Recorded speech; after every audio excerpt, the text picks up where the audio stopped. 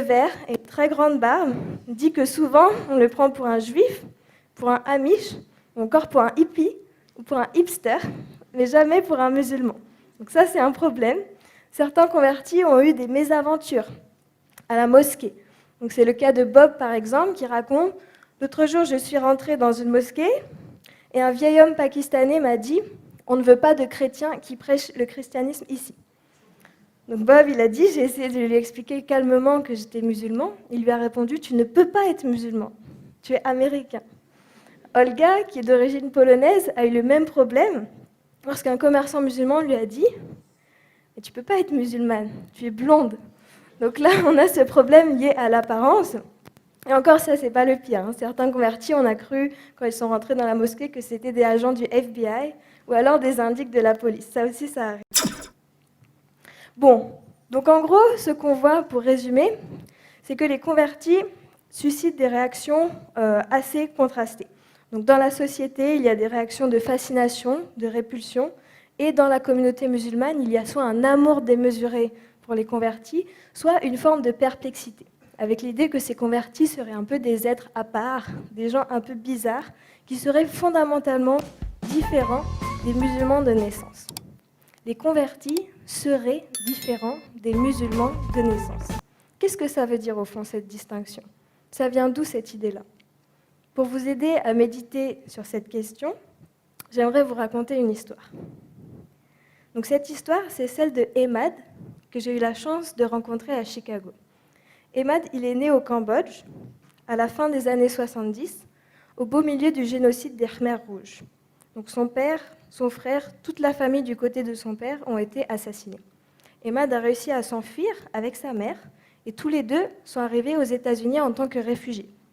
Donc lui, il a grandi à New York, dans le ghetto. Et donc il grandit, sa mère l'inscrit au catéchisme, bon, il y va un peu le dimanche, ça ne l'intéresse pas trop. Lui, par contre, son truc, c'est le hip-hop. Très vite, il devient un DJ, il traîne aussi un peu parmi les gangs, dans le monde de la drogue, etc. Et à 17 ans, il dit qu'il en a assez, et il va partir en fait en quête spirituelle. Donc il lit l'autobiographie de Malcolm X, et là, il est vraiment très touché, et il décide de se convertir à l'islam. Il se convertit, il va à la mosquée. En sortant de la mosquée, il va voir sa mère. Il lui dit « Maman », donc sa mère cambodgienne, il dit « Maman, j'ai quelque chose à t'annoncer, je me suis convertie à l'islam ». Sa mère, elle lui fait « Mais qu'est-ce que tu veux dire? Je ne comprends pas trop ». Et donc lui, il lui explique ben voilà ce que c'est l'islam, les 5 piliers, etc., etc. Sa mère, elle écoute et il fait « Mais Emad, on est déjà musulmans ». Donc là, Emad, il a un peu un gros bug, il fait « Comment ça, on est déjà musulmans ?»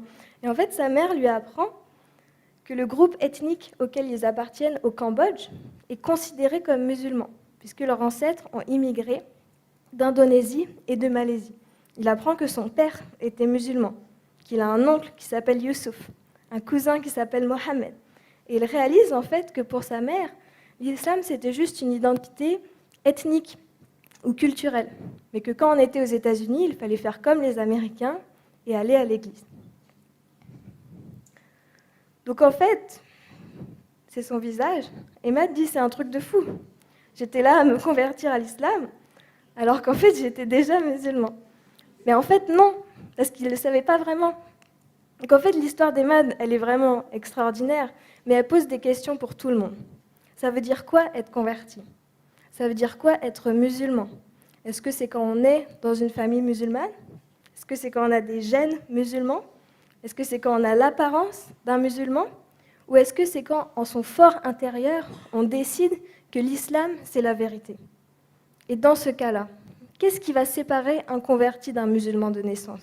Pour tout le monde, même si on est dans une famille musulmane, rentrer dans l'islam, décider de pratiquer, c'est un combat, c'est quelque chose de très difficile.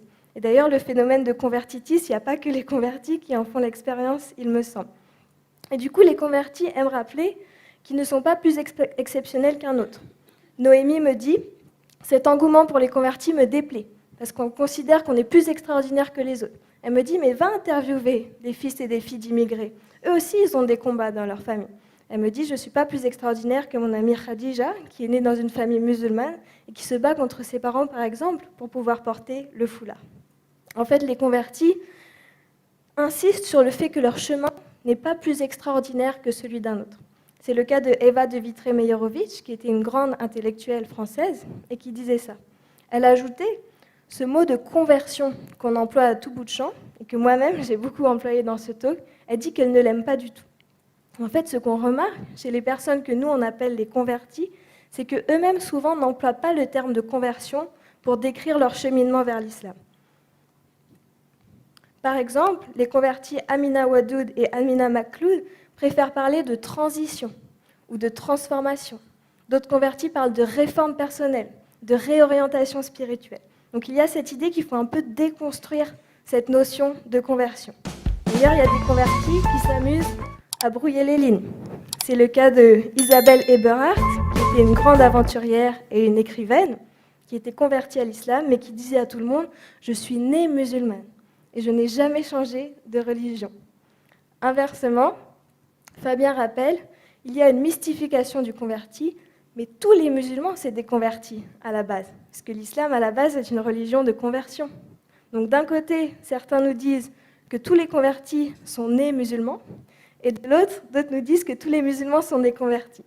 Ah là là, ça commence à se compliquer un peu notre affaire là. Je vous embrouille un peu l'esprit.